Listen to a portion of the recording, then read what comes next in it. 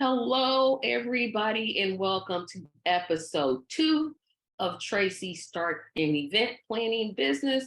Today, I am actually joined by Theus.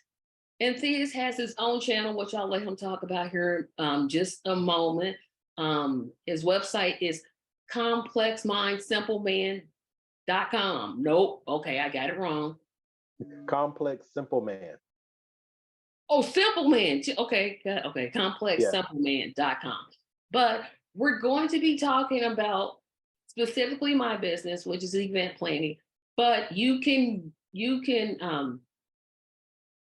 alter it towards your business. So this is kind of a general, and I'll be talking about certain sections, and then I'm going to bring up my Word document and actually start typing out things so you can see where I'm thinking it's like, oh no, Tracy, you may want to put that.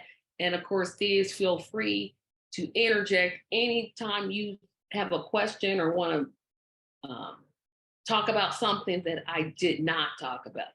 So the first thing I want to talk about is why you need a business plan. Here's my word of advice. Do not do what I did and start the business before you write the plan. Don't do that. Write the plan first and then launch your business second. And the reason you don't want to do what I did is because you have to kind of work backwards when you don't write out what you want to do.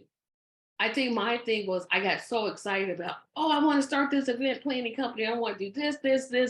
And I got the Facebook page and website.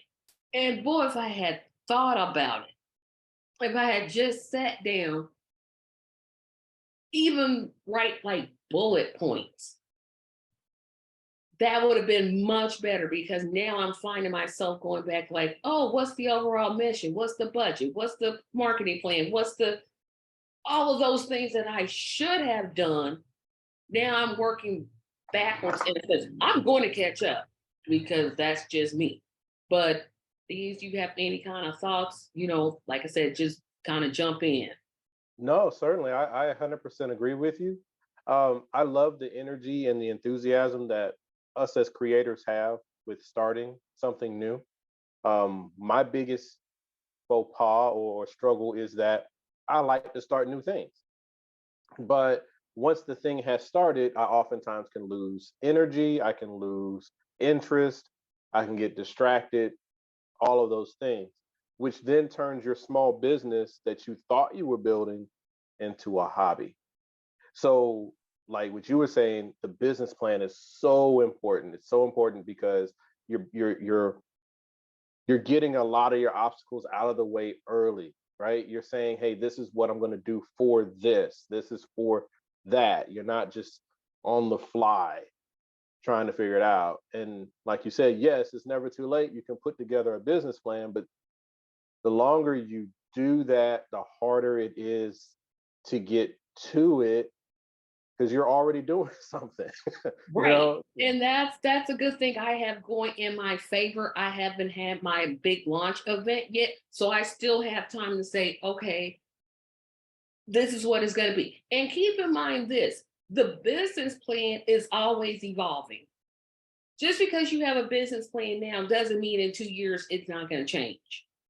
yeah, we call those living documents Yes. for a reason. And I remember when I was an advisor, I used to talk to people. I focused on their insurance, their financial side, right? But I would tell them you need to have your business plan written from how you're going to start it and how you're going to end it. And people don't like to think about that last part. So make sure that's in your business plan too.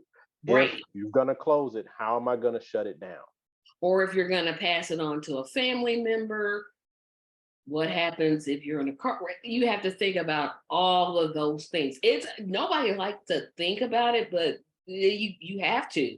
You have to plan. So I want to talk about the executive summary, and I'm just going to read off the internet the actual definition, and talk about a bunch of free resources. I want everybody to write this one down. SBA.gov.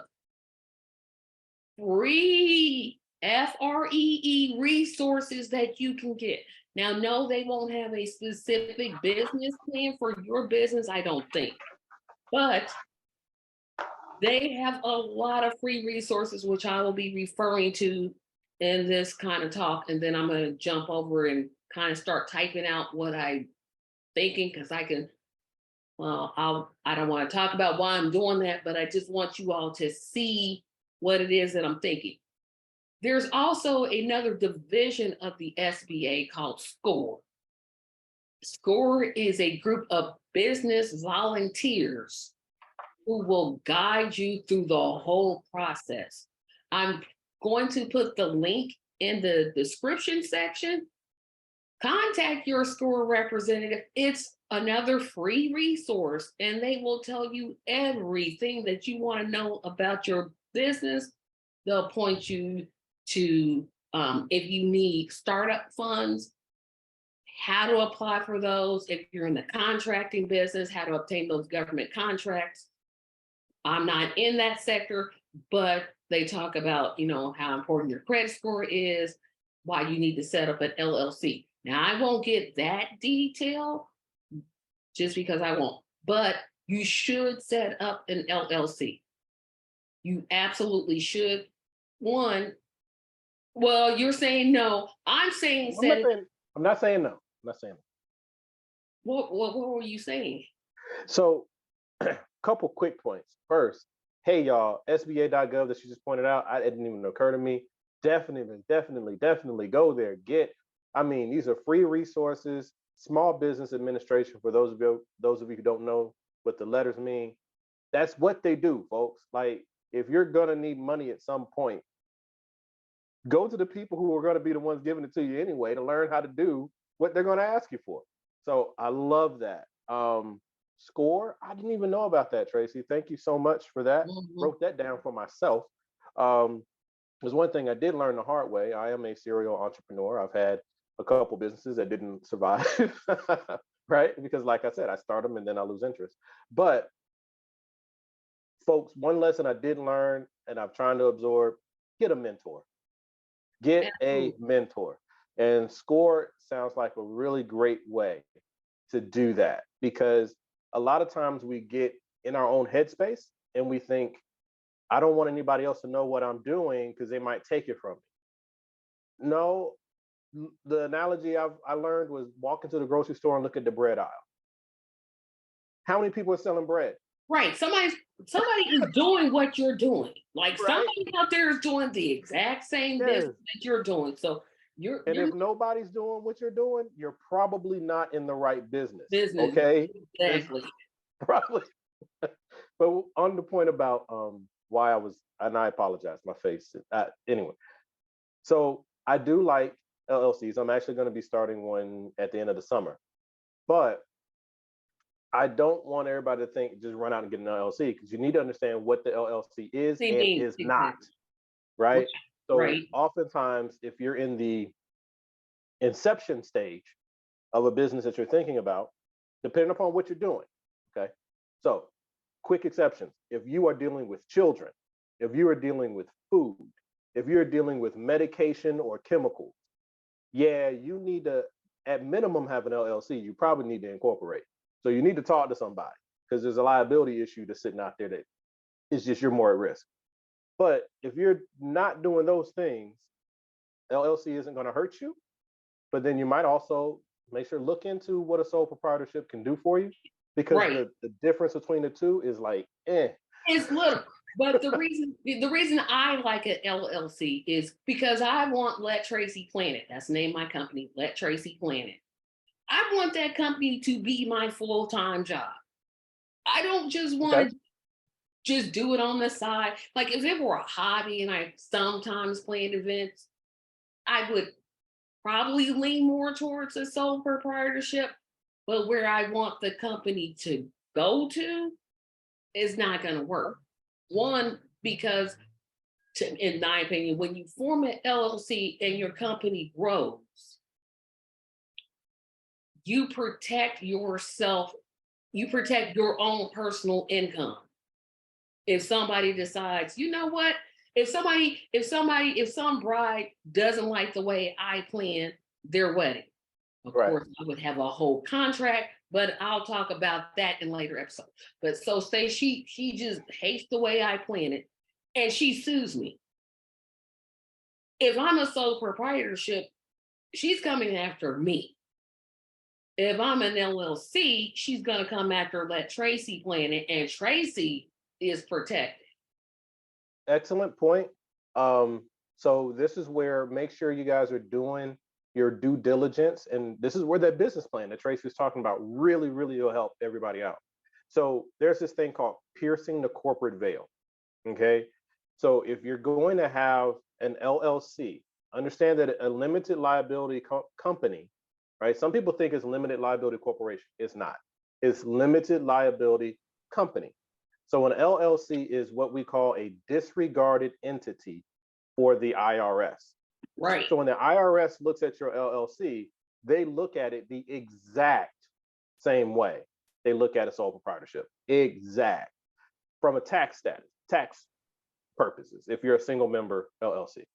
But what Tracy's touching on is trying to protect yourself from liability that is solely happening as a course of the business. Like Theus didn't do it to you, but the business and you have an issue, right? So you're Right. suing.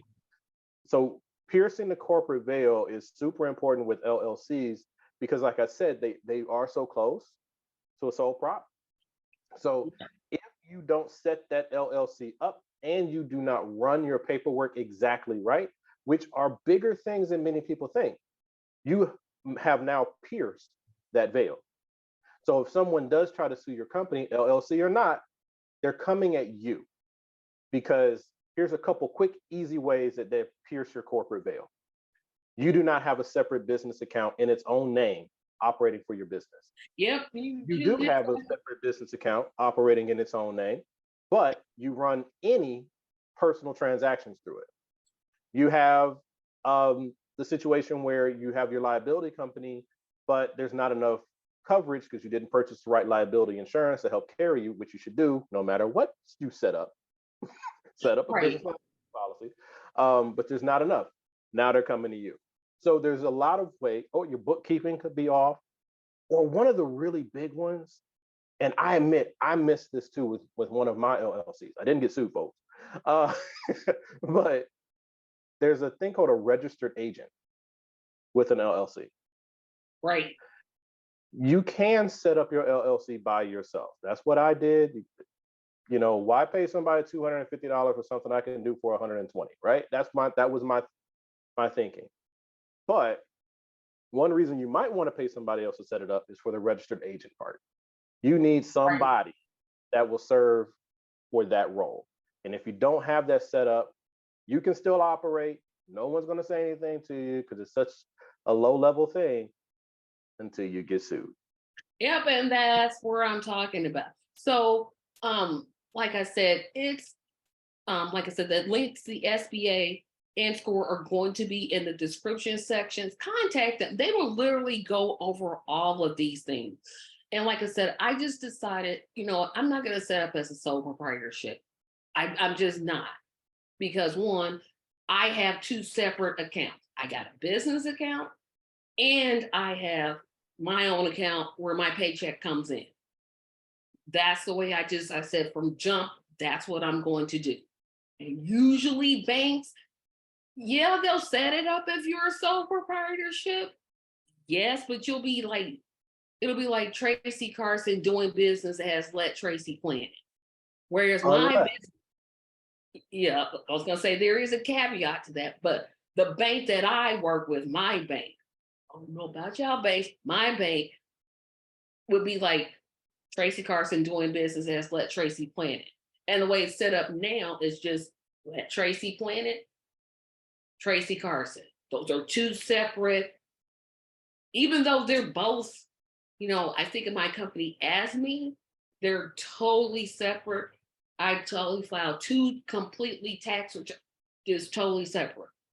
I found that works for me. Now, I'm not saying, you don't have an LLC, you shouldn't do a business. No, do it. because you could be providing something like you mow people's lawns in the summer and shovel snow in the winter. You decide to do that. So I'm not saying don't start a business if you don't have an LLC. Start your business as a sole proprietorship. And then when the opportunity, if the opportunity arises, then you can just convert over.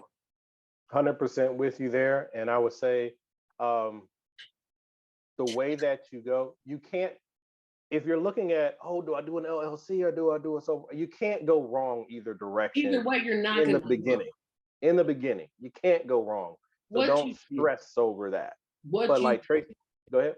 no, go ahead. You go ahead. No, but what Tracy was saying though, as far as especially with banking, now that's my wheelhouse, right? That's where 20 years of experience lies. So Tracy's 100%, right? So you go to start your business account and they're going to ask you, well, how are you structured? What's your paperwork?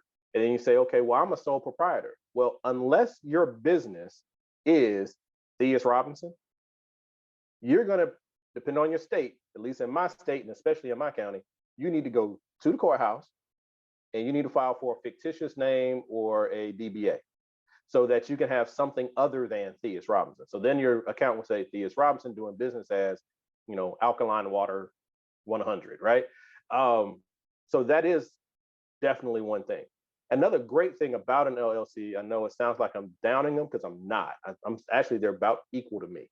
But great thing about an LLC is it gives your company an identity at the state level, which is Right. super, super helpful. A sole proprietorship only gives you an identity in the county in which you are operating. So the next person in the next county can just say, oh, I like that name. Yep, and they can take that name and that's the other reason that I formed an LLC. Now, of course, I put my own name in there. And so since if you have a really common name, like I happen to have a common name, I can't sue somebody for saying Tracy's event planning. Well, no, because that's their name. So definitely. So the first section I want to talk about is the executive summary. I'm going to share my screen and I'm just going to read what it means because, again, me defining them, if you watched my show last night, I was kind of on struggle street um, because so it's better for me to read the actual definition than for me to explain in my own words because that doesn't go well for me at all. So I'm going to share my screen here and just read the executive summary. And then I'm going to try to do one on my own and we'll go from there. But here it is. Let's see. So, an executive summary. The executive summary of a business plan is designed to capture the reader's attention and briefly explain the business, the problem that you're solving, the target audience, and key financial information. Now, all that I read that about 10 times before I got what they were saying. I'm like, okay, okay. So it's before I jump to the next section. Were there is there a better way you can and there's Scores website right there, but it's going to be in the description section. But is there anything you want to say on this part of the executive summary? No, no, certainly. I love this. So the executive summary, another way that I would think of it is this is your elevator pitch. Okay. Oh, yeah. Why am I doing this? Why I'm the one to do it? And what problem am I going to solve for what group of people or targeted audience? Like if you think of it that way, all those words feel a little bit more comfortable, right? Why didn't Um, they just say what you just said made so much more sense? I'm like, uh-huh. I literally read that 10 times. I'm like, what are they talking about? no, because they say it this way because it's just like there's legalese, right? They got to make sure that they in a broad format, right? But I'm just saying as a user, when you're trying to write it, especially all the different sections of your business plan. This is my opinion, folks. I am not business, whatever the right terminology. I'm giving you my opinion and off of my experience. These are important sections. Every section that you can look up on a business plan, I think, are really good to have and help walk you through it. But understand, more often than not, every business plan is different, right? Exactly. So the key subject areas, don't feel like you're gonna get it wrong. Don't feel like you have to write it the way some professional lawyer business organization thing wrote it. Write it as best you can to your ability so you understand it, right? And then keep it moving, And here's right? another thing. Realize Google is your friend. Oh, yes. Google and YouTube are, I know people criticize, well, they're both the same company, but people criticize Google slash YouTube. YouTube University is real. Love If it. you want to know anything, I mean anything, Google is going, especially for this. So you'll notice that I typed in, I just went ahead and typed executive summary for an event planning business. Of course, you want to change this for your business. If it's consulting, if it's childcare, if it's a restaurant, if it's a whatever it is, you want to change yours. Because we're going through an example today for my company, I just went ahead and said executive summary for an event planning business. I'm going to see what, and you can also do videos. Like when they come up, you can just click video, and here are all the videos you can watch. But I'm not gonna watch those because I don't want to get a YouTube strike. I'm just going to go here. So um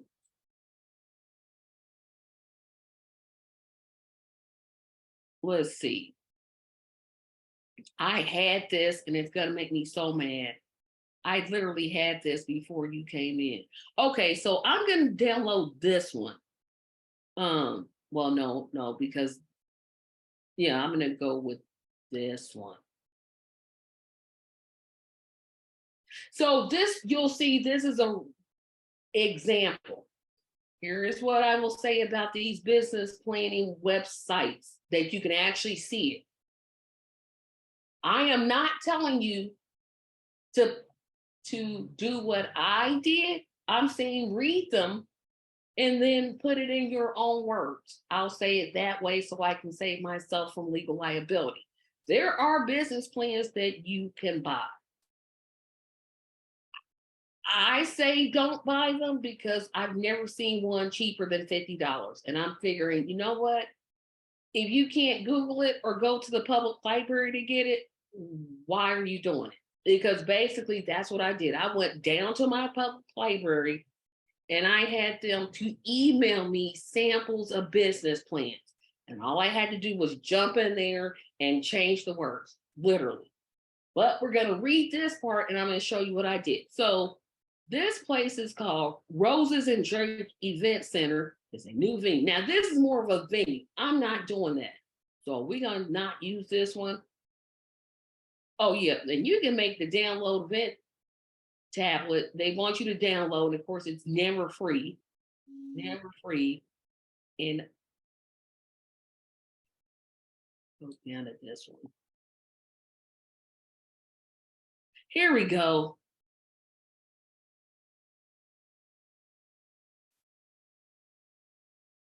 So, oh, wow. I've lost it. But we're going to try to get this um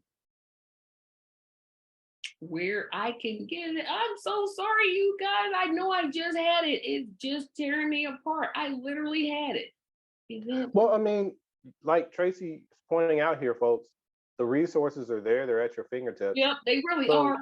So, click around. I If you're on a site, if you have it built in your computer, make sure you're using green check marks. You know, don't Yeah, go the to just green any check site. mark. So we're gonna just start off with the executive summary. So now we're gonna go here, and I just read what they said, and watch me forget what they just said. So basically, Let Tracy Planet is an event company. That's literally as far as I got. I was like, okay, that's what it is. So then I thought, well, what problem am I solving? Planning an event takes a lot of work. anything that you plan, wedding, um, a bat mitzvah, a bar mitzvah, weddings especially. But this is a word to the wedding planners out there. I salute you. I literally do, because to plan a whole wedding, that's an incredible type of thing. So when I did mine, and I'm gonna find this, yeah, what I'm gonna do is I'm gonna pause for like 2 minutes and find this document because I know it's here. So I'll be back in 2 minutes just to find this document. I'm gonna go ahead and pause it. Okay, so everybody, I found the document. It was driving me crazy because I'm like, I literally know that I went to this site and they have a free thing. So the one I'm going to show you is it's from Palo Alto.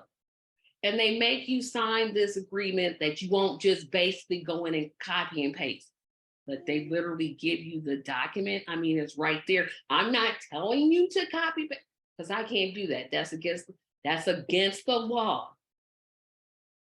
But it's right there. All you do is kind of put your little spill on it. And like I said, the first thing we're going to go over is the executive summary. I'll read this one and then kind of tell you how I'm thinking about changing mine. So this one says that TL Wedding Consultants is a full service company that provides complete consulting services for wedding, holy unions, et cetera, blah, blah, blah. Now, I could just, well, what I'm going to do is I'm going to put let Tracy plan. See, I'll start putting things like Let Tracy Plan It is a full service company that provides, now I won't say consulting, I would say coordination, oversight, or event oversight. I would change this so it won't be copyrighted. But this is most people who write business plans say to do this last. And I see why they say it, because this is like the overall summary of everything that you're going to read. So I think I'm going to take this as idea and type mine and then come back and show you what I came up with, because I think that's a better idea than me trying to think of it as I'm talking to you all. So I'm going to next week I'll have my version here. That's what I'll do. I'll put my version. So I'm not going to do the executive summary last. I'll have it next week when I tape the show. But this basically tells everything about the document. You have your mission, you have your objectives, your keys to success, the company summary. Some of this you'll notice is repetitive because you're like, I just said that, but you're saying the same thing over and over and over again. You'll notice that when you start doing the business plan, you'll talk about the company ownership, the startup, the part that I'm scared of, the budget. That's the part that frightens me because I'm like, what do I need? I have a computer. So if I may, with that, one, going back to what Tracy said earlier, this is a living document, right? So you will be working on this even after you're running your business, especially after you're running a business. Like what you come up with before you start your business is your dreamscape, I guess you would say. It's what's that thing to do, like a dream catcher or the vision board, right? It's like your vision board, right? So you're taking, like my dad always said, a plan that's not on paper is just a dream. So what you're doing with a business plan is you're taking your dream and putting it into paper so it becomes a plan. So don't try to do this all in one sitting. Just don't. It's going to be about 12, 15 pages or more, depending upon what your business is. So get started, hit the high points like Tracy was saying, do 1 or 2 sections, move on to something else, come back to it, revise what you want to revise. Make it fun. Don't make it a chore. I would say do 1 section at a time. And I'm telling you this, it's going to take a while. it's going to take me at least 2 months to go through this. Like to sit here and say, okay, I did this. You don't do, like Thea said, don't do this in an afternoon. You cannot sit down. I don't care if you take off all day, say, I'm going to do this all on Saturday. No, don't. One, because you'll be like, okay, I'm tired of this. And that's a natural thing because you keep looking at the same document over and over and over and over. You're going to get tired of looking at it. Um, And your so quality will go down. exactly. And here is my suggestion when, and this is what I'm doing myself, is when I'm writing these sections, I'm meeting with my score mentor to say, hey, this is what I wrote. What do you think about it? What do you suggest? Is there something I'm missing? So I'm incorporating my score mentor into the process, which is what they're there for. Well, absolutely. This And then is also, I'm sorry, go ahead, Tracy. No, I was just gonna say this is literally what it is that they're there for. Yeah, and then I was going to say, once you get to a point where you feel like if you have a mentor, definitely use your mentor. I mean, use them based on what your relationship is established to be. So don't overuse them. Know they got a life too, right? But you work out what that relationship is, and then you follow along. But my question for anybody would be, when you're getting ready to get started with starting a business, before you've started a business plan, before anything, you just know you're going to start a business. How serious are you? Right? Be honest with yourself. You ain't got to be honest with nobody else. Be honest with yourself. How serious are you? Are you starting this because you just need a little bit of extra money and the ability to make money, as you need to? That's still a business, folks. It doesn't make it a hobby. It's still a business. It's just that you don't have an idea of one day I'm gonna have, a building downtown, or I'm not gonna, be sponsoring the Super Bowl, right? All you want is something that brings in an extra $1,000 a month and you're good. Or you want to one day grow this thing to the point where it is owning a building. It does have multiple people that work for it. It does do sponsorships and all these things. Start how you want to finish. So if you're very serious and you really have this big dream, then your business plan is going to kind of reflect that. And don't feel like Tracy just said, it's going to take you a couple months to really get it. One, you don't have to be 100% done to start your business. I recommend you do, because you can always fix it later. But 2-3 months, that's reasonable, folks. This is a serious thing that you're working on doing. And if you plan on running this business for the next 10 years, or this is going to be your career for the next 20, 30 years, is 3 months too much to ask? But here, when you talk about mentors, here is who you don't want as your mentors, your family. I know y'all love y'all families and y'all love them, but no, because you'll have two types of family members. The one that will over encourage you and not provide you the criticism that you need to make yourself better. The family member that will ask for a discount because they're just your family member, or the one that just doesn't care. I believe that family is a bad mentor, even if they own their own business, because they see you in the lens of their family member. And when I say family member, I mean spouse and I mean children or in-laws and sometimes cousins. But the basic core, that I made up Yeah. my mind early. I'm like, nope, not. I mean, I told them I'm starting a business, but their opinion I didn't need. I just said, okay, this is what I'm doing.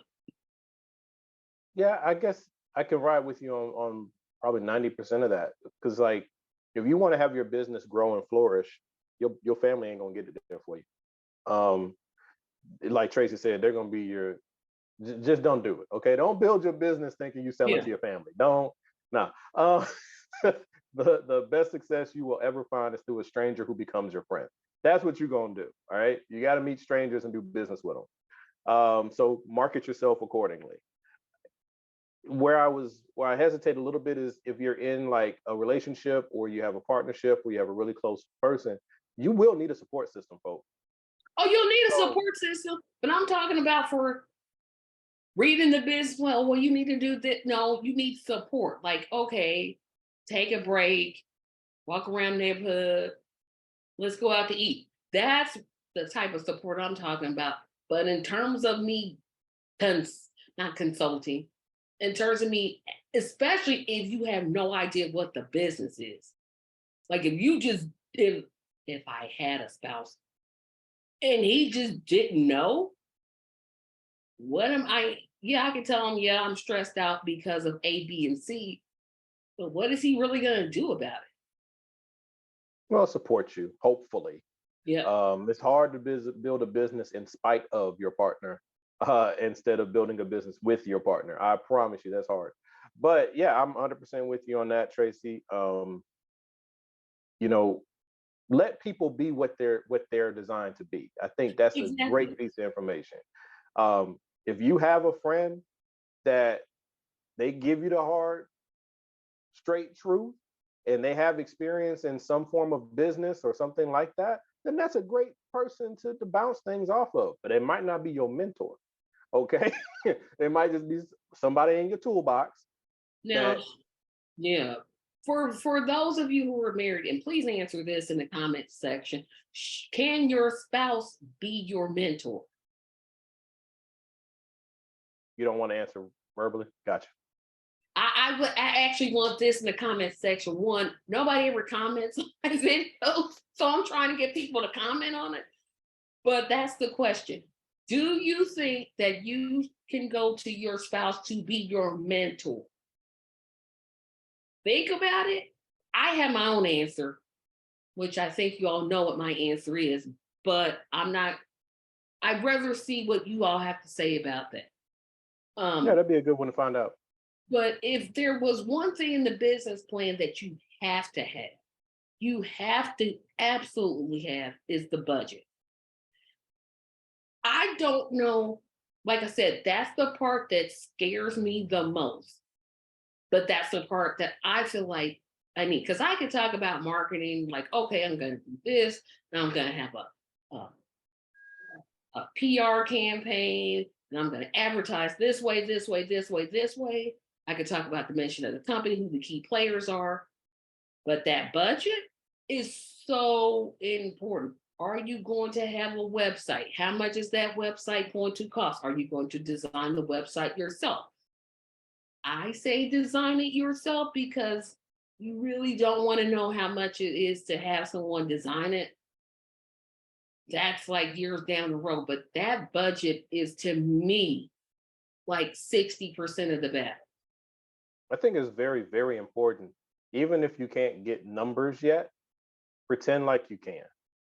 So, like you're saying, okay, I'm going to start this business. Like Tracy said, you first of all, I have an opinion. Learn the hard way. Let your business pay for itself. Okay, so how much money do you have to fund the launch of this here dream thing you have? Right, that's going to be your first place because you got to operate while you're trying to get customers and make money and do all these different things. You need to have a firm understanding of what amount of money you can already associate to the business and then move it to the business account. Right, you said you said this 5,000, 10,000, whatever was for the business. Move it over there. Get it out of your personal account if it's truly for this purpose. If it's not, if you're like, oh, but I'm not sure I'm ready to move $5,000 over there, I only have six, then that's not the amount of money you have. So you need Right. to reassess that. And then also just coming down the line list. It's a little thing. All right, so I'm gonna start this as an LLC. Well, how much does it cost in my state to do a name verification or availability check, to do the LLC paperwork, to how much is adding a Schedule C to my tax return going to increase my taxes each year? What is the annual fee to maintain my LLC? Because you're gonna have that carrying cost too. Um, what is it? Is my computer good enough for what I want to do? Is it enough for me to get started? Great, and I don't have to write that one down. But I'm gonna want one, so you got to plan for that. To the minute thing, just Yep. talk yourself through building this thing, and your Printer. budget will create itself. Yep. Right? Printer. Post office box. Um, I decided to get a post office box because I'm offering a service. I definitely don't want a potential client showing up to my house. I definitely don't. That's That's another reason that having that registered agent can really help you because you might be able to use their address. Uh, and then there's also UPS boxes are pretty cool because they have street addresses instead of PO boxes, and they what the operate the post same way. office has regular addresses. You just They put your don't have box PO box blah blah blah. because I have stuff shipped to my PO box now. I know, but when you set it up, isn't it set up as Tracy Carson planner? Plan it with Tracy. Let Tracy plan it. Let Tracy plan it. Sorry, let Tracy plan it. PO Box 1234, and then the rest of the address. Yep, because I had to Okay. put for them. I had to put both. I had to put both my name and the company's name. So if you Right. sent me a check for $5,000, thank you by the way for that check, and you sent it to my post office box, I can still go pick it up, even though it's Right. not addressed to let Tracy plan it. Conversely, if for some reason a bride didn't want to pay through my PayPal account, which is how I take payments, they could go to let Tracy plan it, and I can still go pick it up. Right. But that's slightly different than what I was sitting on. But you clarified that part. So you do have the PO Box in the business address. So Yeah. what I'm saying is the point I was making about the UPS Oh, there's box the is street you address. actually have a street address. This Yeah, doesn't but say that PO costs Box. too much.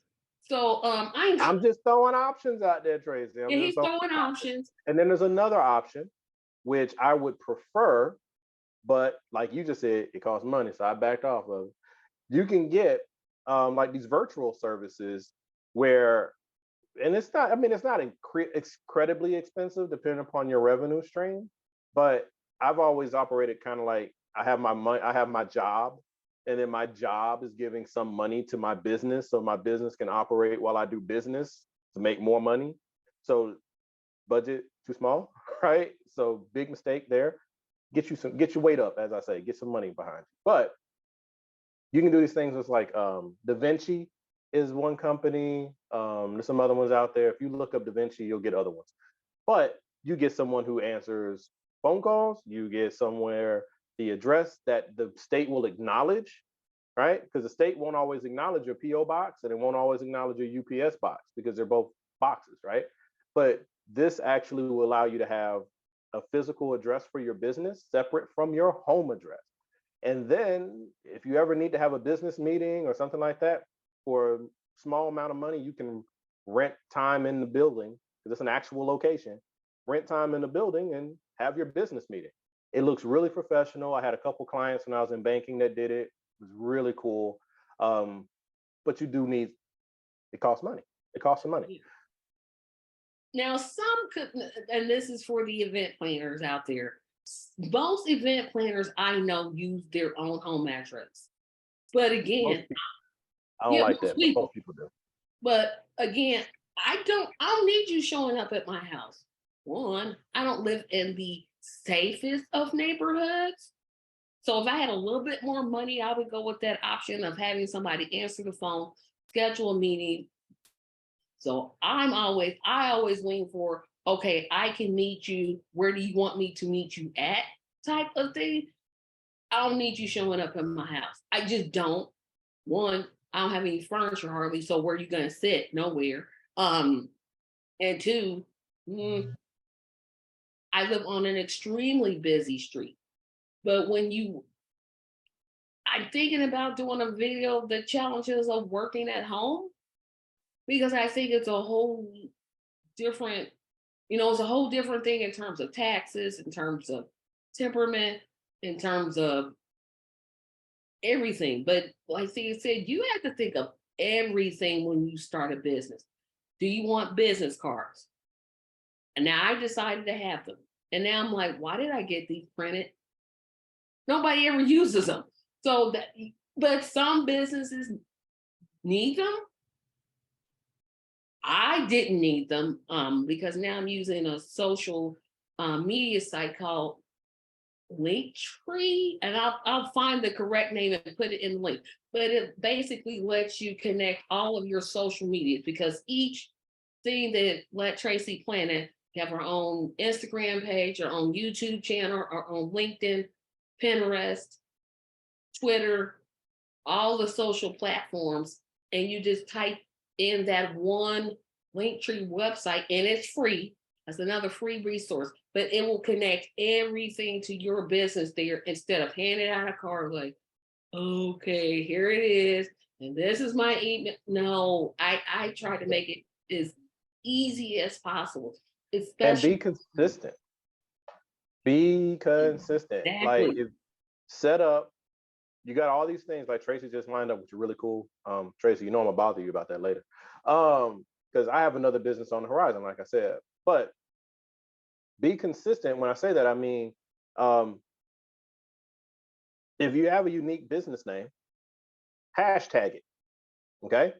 So Exactly. now when you're talking to people, because people are on the move, they ain't got, and then if they take a business card, they're gonna look at it and they're gonna be like, oh, you old school, right? That's what they're gonna do to you. Or they're gonna throw it away, or they're gonna put it in their pocket and forget about it. The best ones take it and take a picture of it real quick. Those I appreciate. But or you if you have a business card, I recommend getting that little QR code, right? Yeah, So QR that code. people can take a picture of the QR code, give you your card back, and move on about their life. But hashtagging is the easiest, cheapest way because now it'll push you into what Tracy just shared with us about how all these things are linked together. That hashtag will push them into one of those places, and the world opens up to them, right? So I think that's a really cool thing. I also think that link tree thing, or if that's the right name, I think that's pretty cool too. So like I said, this is this is it, right? Y'all seeing it real time. Me and Tracy work together constantly, but every time I have an opportunity to speak with her, I learn something new.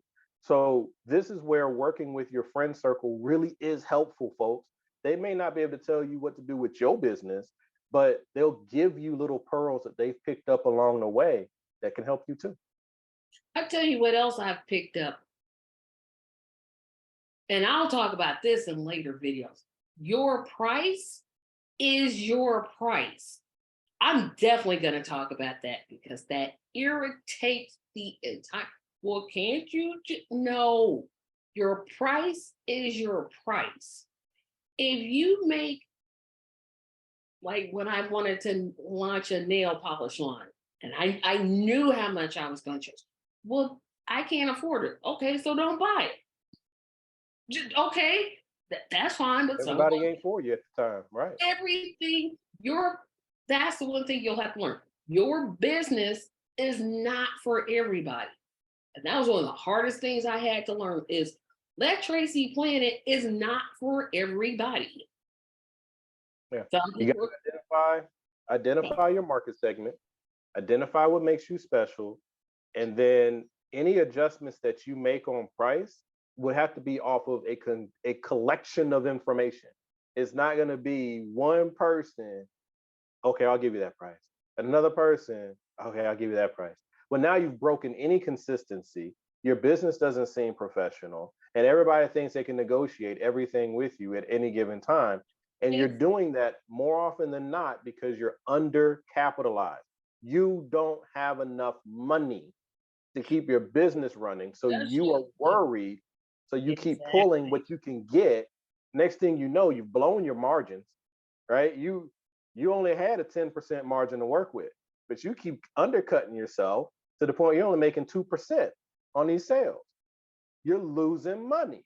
And So service, and especially in the service, because if you sell food, like if you have a food truck, hopefully most people don't go to a food truck asking for discount. I'm hopeful.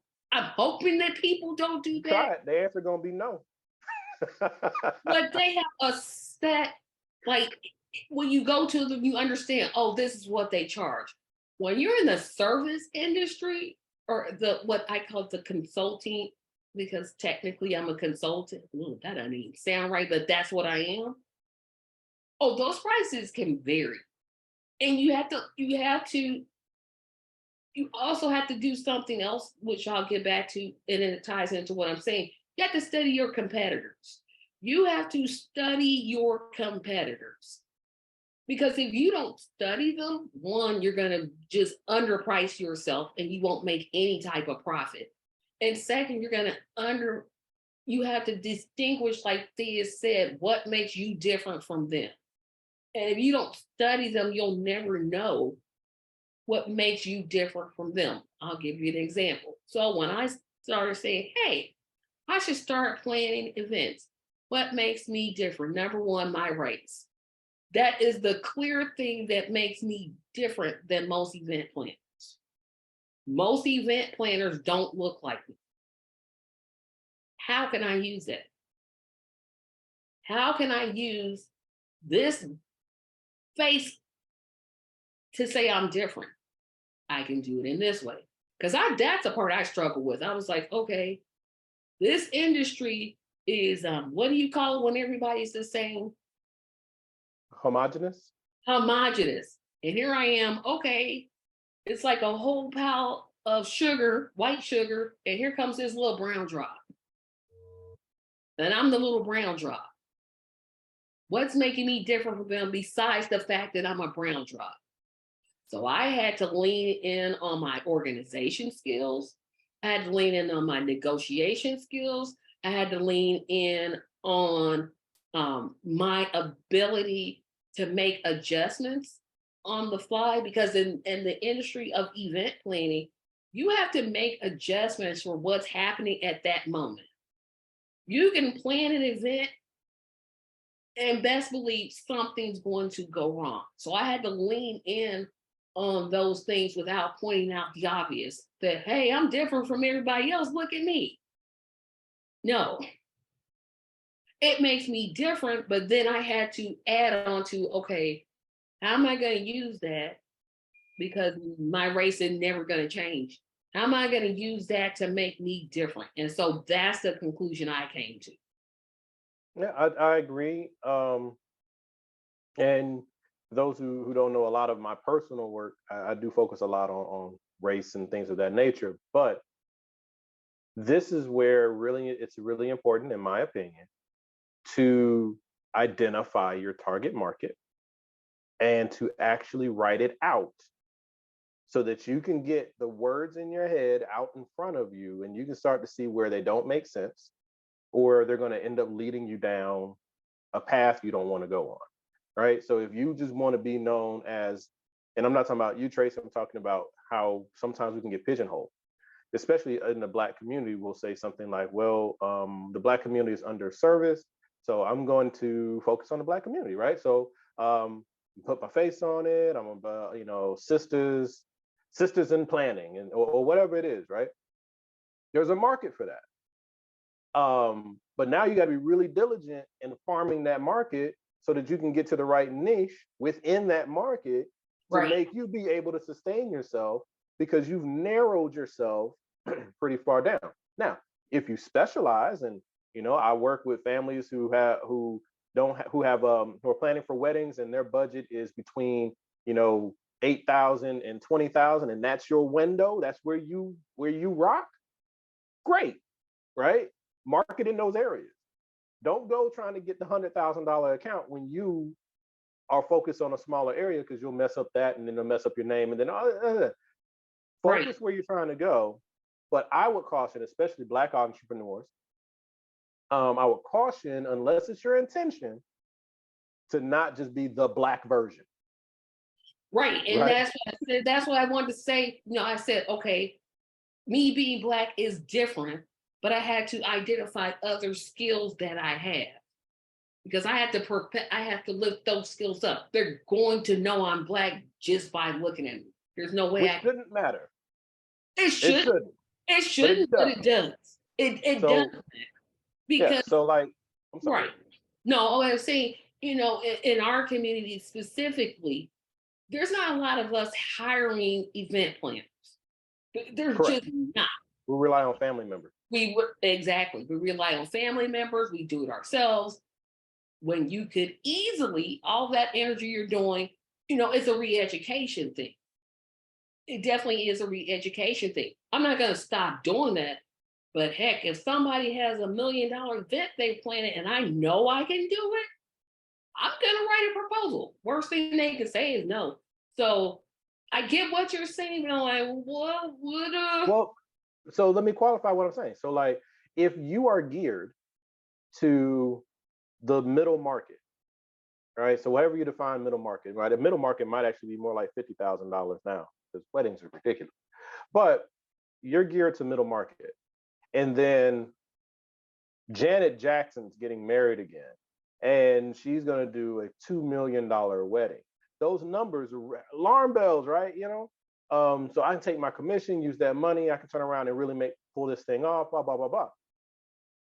Whoa, whoa, whoa! Because the difference between middle market and celebrity market or major market is not just the quality of what you're putting out, which is important. It's relationships. Can you get the exactly, venue that will let you get this thing at the time that you need it? Do you have someone that can pull a favor and get this performer to come in for you on a short exactly. notice? So you can end up committing to something and bidding on it because you don't know the game, right? So you underbid and then you get the contract.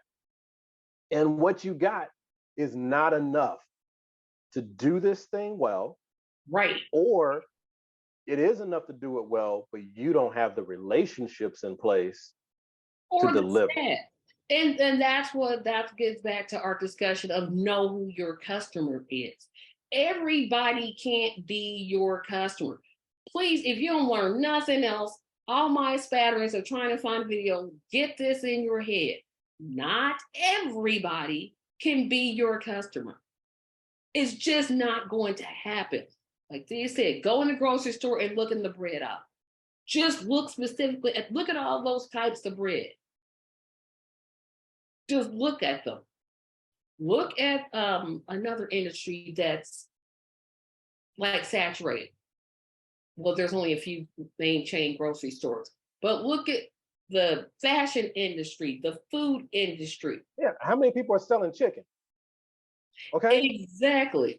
but what makes Ex- them different is the financing, right? Is it the where they decide to locate, right? They're identifying their market and so forth. So like Chick-fil-A, they make their money not because of where they're sitting. They can be sitting anywhere. People will find their way to Chick-fil-A, but they'll do it because of Chick-fil-A's reputation for service, right?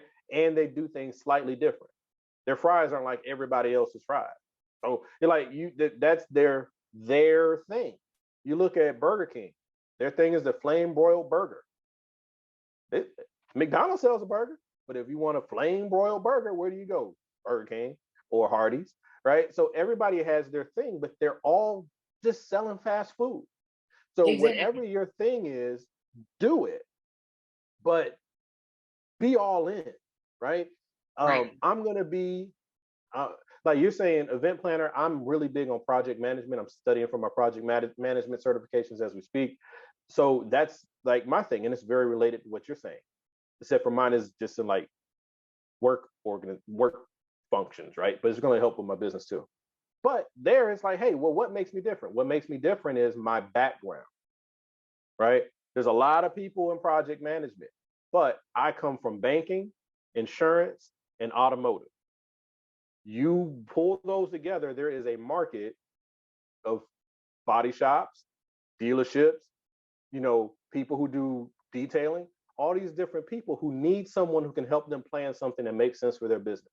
So, like what Tracy was saying with the event planning, her focus, I'm not saying this is your focus, but if her focus is helping, these young couples who are trying to get married in these churches, she has a natural market because she speaks the language. She has people that she knows. So there's a referral system that she can go ahead and tap into to get some of that under her belt. Plus, churches have events too, right? Don't they have like Friends and Family Day? They have reunions. They have anniversaries. They have all these different things. She speaks the language, right? So speak the language of the industry that you're interested in. If you don't already speak it, learn it and be all in on whatever it is that you're trying to do. And don't be fake about it. Oh, I don't know why this one annoys me so much. Don't be fake about it. Don't come in. This how Talk you about go. fake it till you make it. I don't believe in fake it till There's a you make place for that. There's a it. place for that. I don't. This is what drives me crazy. If I don't know something, which there's a lot I don't know, I'm going to ask somebody, hey, what does this mean? What is this? I don't understand. I'm not going to sit there and pretend, you know what? The nuclear structure of the atomic. No, because I don't know. No, I'm with you I'm there. not the one that pretends to know something. When I'm meeting a potential client, I don't know what they have in mind. I plan everything from weddings to conventions. If I'm planning a convention, they may want the whole thing underwater. I'm sitting there like, what, huh? Yeah. So then I have to ask, why is it that you want it underwater? What makes you think that this is good? I have to ask questions. I'm not going to just sit there and be like, yep, I think that's great. If I think something's a crazy idea, I'm probably going to say it, which is probably why I don't have a lot of clients. But I just tend to say, I just tend to No, be honest no, because it's not that. sometimes people have some out there ideas. I'm like, you can't have your birthday party in outer space. You cannot have your birthday party in outer space. You can. Not physically. I'm not the company for that. But if you want that experience, I might be able to work with you. Right. So there's different ways, but If you remember that want it on you're a an seller in a box. airplane, yes, we could work around that. I could work with that, but I can't work with this. I want a $10,000 wedding, but my budget's $2,000. I can't. I'm not going to be Right. the planner for you. Matter of fact, I don't think any planner is going to be the planner for you. They could. Like, it's just you're gonna get what you get, right? So You're going to get we use what this you as an get. example. It's not what I do, right? But it falls in my project wheelhouse. Because that's what I do on a day to day. So what is sell me on your vision, right? That's one of my interview questions I would have because I do it when I go into my projects. Let you know what do you want, right? I mean, if I'm gonna have to come and take your idea and make it a real thing, you got to sell to me what your vision is. So what do you want? What does that look like? What does that feel like? What does that feel like to the people that are going to be involved? Right? Those are the things you want to get out of them. And then they'll explain. And then somewhere in the line, they say, well, what is the budget for this event? What do you have set aside to make what you just sold me achievable? $2,000. Okay, so at $2,000, we have to really look at what we can truly get and accomplish. Now, I will be as creative as I can, but we still have to be able to bring your vision in line with your budget. So I'm just making up a number. I'm going to take 10% off top. So we're already down to $1,800. So when we're looking at $1,800, here are the things I will have to look at: venue, the menu, the level of service that you expect, right? All of these things, I'll start putting them in front of you, It's right? your house at what time? Because basically, there's no Right. Because like where you we can at right leave now your is we're house. gonna clean out the garage, Yep. right? And we're gonna set up the yard real nice. And I'm gonna make this thing a beautiful event for you, but it's gonna be a $2,000 or $1,800 beautiful event. It ain't gonna be I 10,000. would say 1,500, but okay. Right, whatever it is. But I mean, sometimes but yeah, that's what I'm saying. So, but that may also just not be the event worth your time, because to do that event, I'm not saying don't do the event. Like if I were to do that event, we're talking about me only making $200. That means I can't hire nobody to help me, You can't. You're doing everything. right? If So they that want means photographers, no, you can't get a photographer. you can't do that. You You better get your get your cousin with a cell cell phone. phone, Get your right? cell phone. Have a little station with the cell phone Right. in the background, with the sheet as the background. No, there's some things you can. Like I said, there are But some you can. customers you are never going to get. But if that's what I'm saying, that might be a contract you pass. But in the very beginning, when you're just trying to get some of your wheels under you, it might be a contract you entertain. But it's only going to be a 1 day planning session. This is not something that you call me every night at 10 o'clock at night because you had a new idea. That's not in our Yeah, contract. This is what I'm doing. Do you want it? Like that's that. But if you're talking about a $50,000 Yeah, now I'm budget, paying attention. See, now, well, I would pay attention anyway. I right? would But pay I'm attention saying, anyway. huh? I would pay attention regardless of the budget. Right. But it's like, but it's a different set of math now, right? At 50,000. If I'm only Right, you have taking, more money to play with. You can get a better venue. You can get decent cake, decent. yeah, and that money will still go fast, right? But now we got some toys. We got some toys to play with. So yeah, I'm with you. That's why it's really important to identify your market, operate in it, because it's more than just the money you're making. It's way more than that. Because if you do good business, the money will come. The bigger thing is don't undercut yourself, because now you're going to hurt what you give them. Exactly. Because even, I said this was about my company, so I'm going to keep making it about my company. Just because I'm planning it, I had to get other resources that weren't a part of me, such as I've already connected with a person that rents event space. I've connected with a photographer, a DJ, a caterer. Uh, I've done all of those things. So when a client comes to me and says, "Hey, do you know a caterer?" I'm like, "Yes, I have this person, I have this person, I have this person." We arrange a tasting if necessary. We go out there, have the client pick which one they like, and we go with that one. That's a business connection that you'll start making naturally, whatever business that you're in, that you will need to start to make. Because as a one person, unless you're like in a restaurant where you're serving different meals every day, it's probably you're going to start out with probably just yourself, maybe your children, maybe your spouse, but mostly you. So you're going to have to really develop that list of what I call vendors. That's what I call them. Vendors that you can say, "Hey, we can use these people and they'll give you a discount because they're associated with me." So that's the And question I have for you, Tracy. yes, So you're selling you're selling yourself, and then you subcontract based on what the right, needs are. because You know, the you put the pieces photographer, together yeah, like underneath you, right? if somebody was getting married and they want a photographer, I can't take pictures. So I'm No, like, no, no. No, bear what I'm saying. So I come to you and I want to do an event. And I need the full package. So I'm only going to make the relationship or the contract with you. right, You then subcontract all those other things to make them right, happen, and it just happens, right? yes. So that's that part. But what would you do if I'm coming to you, I'm coming to you, and I only need a photographer. I don't need your full services. What might that look like?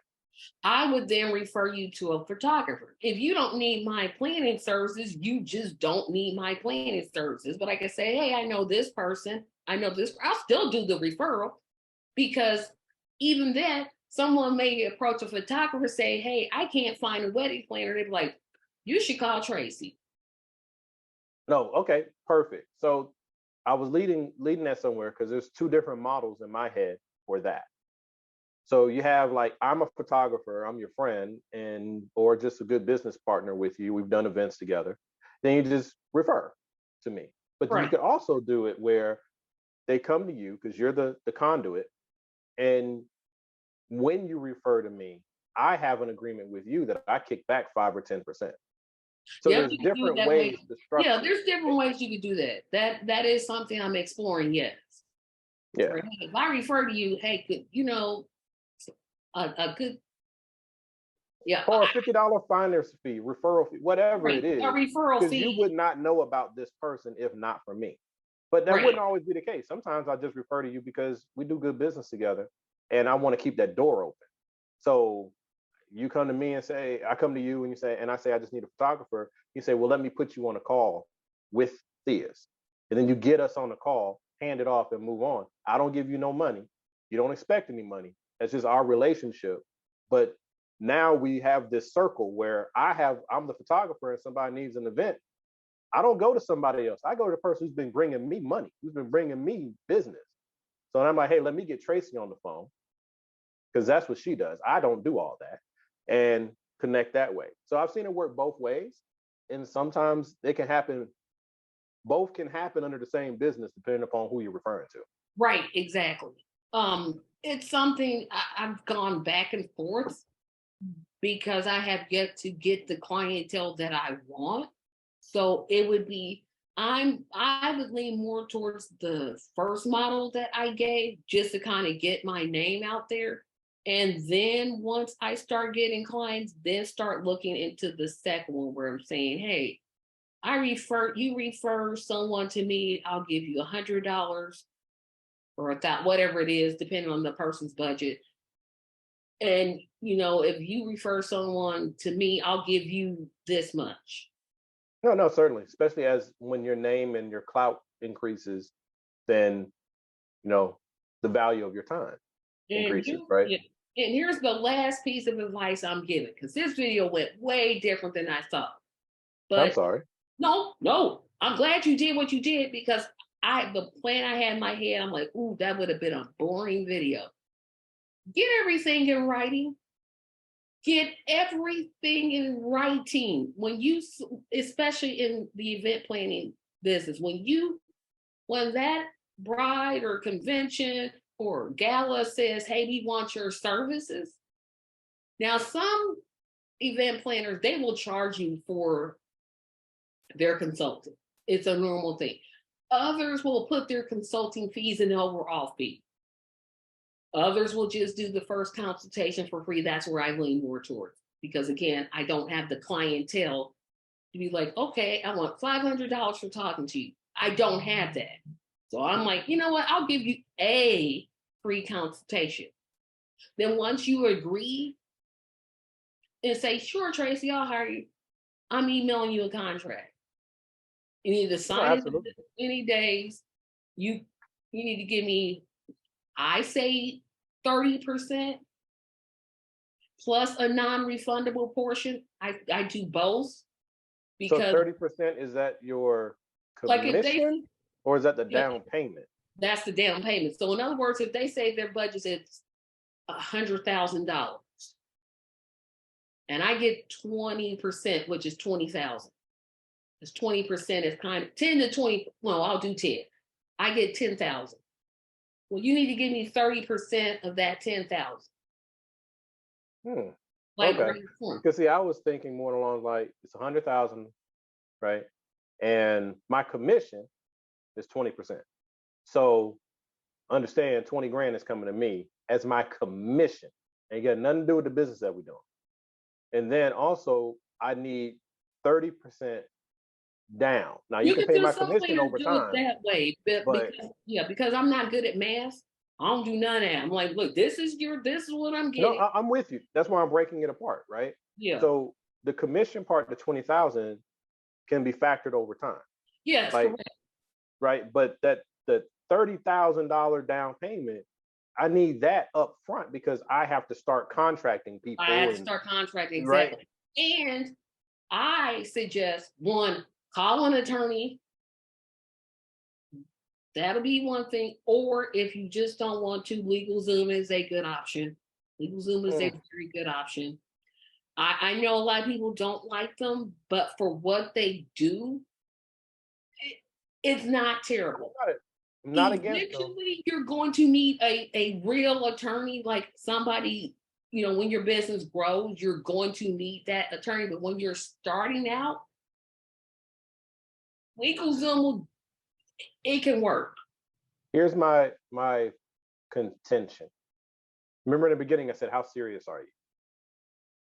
So if you are serious about this business and it's going to scale and all of that, then part of your planning would be how much will it cost to meet with an attorney to have and then like for I'm just going to name something, a non-disclosure agreement and a contract and like maybe the one that's like where you reserve business, right? So three different things. How much will it cost for them to draft those specific to me and my needs? And on the table might be LegalZoom, because I'm sure there's a tier where you can talk to somebody and then they build it out. Yeah, And, they have you to right, talk to someone. right. So there's that version, and then there's a local, right? So figure out where those fit, but definitely would steer anyone away if you're dealing with weddings, funerals, um, food, or children. You're dealing with any of those, please don't go get a dry templated LegalZoom $50 contract. It's not going to protect you the way you need it to. And LegalZoom will tell you, this is not going to protect you the way you need it to. Find out what it is you're trying to do. If you're in a very sensitive area, like the ones I just named, pay for the package at Zoom that gets you what you need, or get a local. It's going to cost more, but it'll save you a whole lot more. I'm not saying don't get an attorney. I'm just saying to start out, like you just start out because you're going to have to convert anyway. But I think it's important. I don't like verbal contracts at all. They don't hold up. They don't hold up. Even the worst case scenario, even if you did get a template, I'm not saying to get a template, but I'm saying even at the worst case, if you did have a template and they sign it, it becomes a legal document in the state that I live in. Now, you may live in a different state and it may be different. As long as the principles of a contract are there, right? As long as there's consideration and there's a value being exchanged and competent parties, you got a contract. And be sure you put a no refund clause. Oh, this one I learned the hard way. Just put a no refund clause. And if they break up, that is not your problem. I hate to be that harsh, but that's not my problem. You contracted me to do a service. You changed your mind. I'm still getting my commission. Now, obviously if they cancel within a certain amount of time, like 30 to 90 days, well, okay, they're going to get the majority of it back. But I'm still going to take enough where I'm not getting hurt. But if you break up the day before, you better go to counseling because I'm getting my full. Yeah. I'm getting the full. Yeah, because there are cancellation fees, and this is why business plans are so important, folks. There are cancellation considerations. When you cancel with Tracy as the planner, you're not just canceling Tracy. Right. You're canceling every other vendor that she has lined up who now have lost time that they could have been doing something else. And so they're going to be coming to Tracy talking about, nah, I don't want a cancellation. I want 100% of what you promised me or 50% of what you promised me, whatever that contract that you and I have, I need that money. So yeah, there's going to be a cancellation fee of whatever percentage based on when we cancel, because I got to make people whole, right? Exactly. I'm not going to walk away from this and pay your bill. You're not in contract with just me. I'm subcontracting with other people that are depending on me. Right. So like my contract's only with you. So when I cancel, all them subcontractors, that's your problem. But that's why your contracts have to be strong, Tracy, with your subcontractors. And they have to be really strong with me, your client. Because me, your client, I mean, if I'm able to just back out, right? And I just got to pay you, let's say I got to pay you $1,000 time and consideration. But you owe everybody else a total of $1,500. You're now paying $500 of your money. Yeah, that I can use for my bills. Yeah, obviously I get the 30. If you cancel within 90 days, well, that's enough time for me to recover. So you're not getting 100% back. Here, let's get this straight. You're not getting back 100% ever. There's no circumstance. Remember, this is a video. Things are subject to change. It's subject to change, but Tracy ideally reserves the right to change her mind. Yes, I reserve the right to change my mind, but ideally, you can't just. You could do that 100. Like if you're playing in a gala, that would make sense. You're canceling within, and they have like 120 days. They have months. They can't just call next week. Okay, we're canceling. No, they still have to give you so many months. So many weeks for so many months. And even they understand they're not getting 100% back because you're still that planner still took time to come up with the concept, to come up with the vision, go over with you what the vision was, had you agreed to it. Now, if you want to, fire me and hire somebody else, that's perfectly fine. but I'm still going to get compensated for the time that I put in. Absolutely. And that's And what that's just good business. That's just that's good the business. point that I want to make. Because not only when you do that, and that's fine, because again, I'm not the person to plan every event. I get it. There's a certain type of person that I'm going to attract. Get it, got it, done, fine. You may decide I'm not the person to plan your event. That's perfectly fine. But you're still going to compensate me for the time that I did put in, whether that's a week, 2 weeks, a month, 6 months.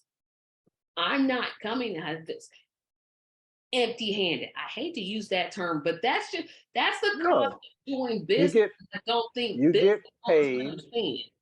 You get paid for the benefit of your time, your labor, and your expertise. So, like you said, if I give you a 90-day window, then there may be either no fee or there may be a very nominal fee. I lose money having worked with you for those 90 days because I could have been doing something else. But because I want to do good business, I risk that up front, right? But once we cross whatever that threshold is, whether it was 30 days or 90 days, the clock's running. So I don't care when you cancel me. The fact remains I've been doing work. Yeah, So and you have to especially pay that. me. Oh my goodness, that day of, I've heard so many horror stories from event planners. The bride canceled. Again, it's a hard thing to say. That's your problem. It's necessary, and that's the other thing in business people have to learn. When you're starting a business, hard conversations are necessary. Sometimes it's necessary to say, and you don't just blurt it out like I do, because that's something I got to learn, is to put it in a way that makes sense and not just, oh, that's your problem. You don't want to do that. What you want to say is, build up the fact that you've been inconvenienced. You could have been doing something else. You read the contract. The contract clearly states that this is the cancellation policy. And And have that conversation up run. front, like early.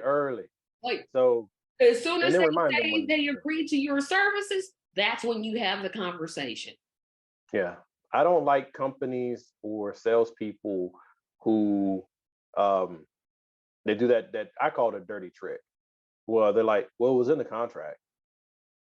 But if you know that there are certain areas of your contract, because they exist in every contract, that can be an issue later.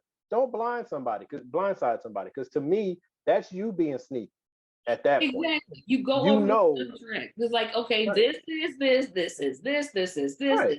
this is this. Matter of fact, what you do is you have them like in mind. Okay, I'm going to coordinate the bridesmaids' dresses. And then I have them say, I agree to this service and then initial. Then the next Yeah. thing is, I provide the catering. This is the caterer. Then they initial that. And initial, and then they overall, I'm having them initial to the sub points to make sure they understand, hey, I'm going to do this, I'm going to do this, I'm going to do this. Do you agree to each of those?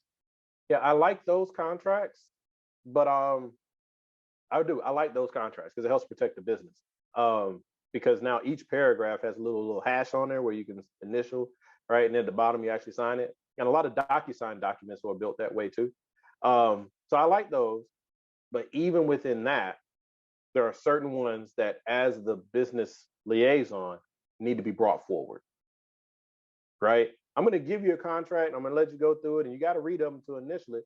But we know the reality of the situation is people don't read, right? Especially for emotional events. People don't read. They look at the dollar amount. You say you do this thing, this contract must be necessary, and then they just sign. I get it, signer beware, whatever. But as a business person, I respect those businesses that'll say, okay, now for this, whatever, before they sign it or right after, whichever way you want to do it. If you do it right after, you got to give them the right to back out. But whichever way you do it, you say, hey, now here are some important things you have to consider because it's how I do business and it's how I take care of you. And then you bring up those 4 or 5 major things that, like the cancellation policy, I just think that should be in there some darn where, right? That should be a straight up conversation where we're saying, in the event, because we're not going to play day of the wedding, you cancel me because he walked out of the wedding or she walked out of the wedding. And now because you're in an emotional state, I'm not getting paid. No, no, no. Well, there's Right? payments. It's in the stock. They don't just pay you $10,000 at once. It's I agree. five, But I'm five, saying, five, but or that's when they want to two, try to two, and sue two. you, or they want to like not pay you the last amount or whatever, because nobody's going to pay you 100% before it's over. Right. But I'm just saying certain things, and I'm talking to the people out there. If you know it's going to be an issue, or in your industry, these are sticking points, do yourself a favor. Because even if you can win the lawsuit, do you really want to be spending your time in lawsuits? Right? Bring it up. These are the things. Here's how I do business. Here we go. And then now they can't say later, well, it was buried in the contract and I just didn't see it. And they get a sympathetic judge who's like, well, I do know that you signed it, but I mean, this is a situation, blah, blah, blah, blah, blah, blah, blah. I find in this case of the plaintiff. No, no, no, no. I showed you, I told you, I reminded you, you That's why agreed. you have that. Yep. That's why you have that meeting, and it's all about protecting yourself because you're the only person that's going to do it. Yes, it's great to have a lawyer, and I definitely say get one. Yes, it's great to have a an accountant. I'm not going to say bookkeeper. I'm going to say accountant. Yes, it's good to have all of those things in place, but it's ultimately your business. And you have to make sure that you're protecting yourself. You have to go over the books, even if you don't understand accounting like myself. Realize how many accounting videos I have sat and watched. I'm like, okay, say that again. And I've replayed them and replayed them and replayed them. Legal documents, same thing. Um, Vendors, same thing. You have to ultimately, it's your responsibility to protect yourself. You have to check everybody. You have to check your account. You have to check your web designer. You have to check your lawyer.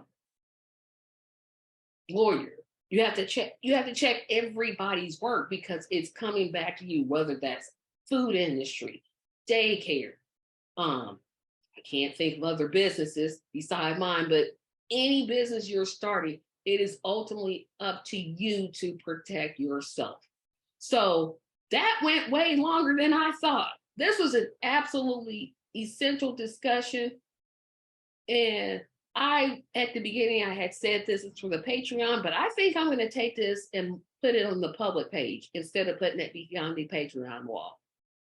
Because I think this is a very important discussion that we're having. That people just want to start a business. Oh, I saw a person down the street do it. Or celebrities start businesses all the time. It's a difference between a celebrity and you, but that's a whole nother discussion. So I'm going to remove this. I was just going to make it Patreon exclusive. I will not. I will put this entire video on my regular page. So that means that question that I asked everyone before, that I said, don't comment, just answer in the comment section, is, do you believe that your spouse can be your business mentor? That is the question. Just answer it in the comment section. Remember that, well, I'm going to let Theus talk first and tell us where a little bit about his business if he wants, and definitely where we can find him at. Oh, okay. Well, thank you for letting me join you today. I really enjoyed this conversation. I wish all of you tremendous success, and especially you, Tracy, with your new venture. To find me, complexsimpleman.com, complexsimpleman.com. My nom de clair, or however you want to say it, my pen name is Complex Mind Simple Man. You can find me on YouTube, Facebook, right? And coming up soon, we're going to have another business launch that will be focused more on core skills and focusing directly on the Black community specifically in some of our business ventures, and then other ventures that are just general public open sourced. So big things coming. Looking forward to it. And Tracy just helped me with some things that I hadn't even considered. So thank And you. yo, you're welcome. This was so last minute. I thought, why don't I just invite the crew to the taping? Because I had a whole different direction for this show, but I'm glad it worked out the way it did. Remember that the link to the SBA is definitely going to be in the comment section. I think I'm gonna put the store link in the comment section, in the description section. Also, I'm gonna put Thea's link in there, the link to my business in there also.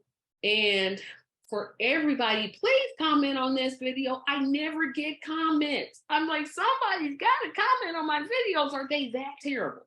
I just want to know, are they that terrible? If they are, Or they're so well done that no one has a question. But hey, still ask the questions, folks.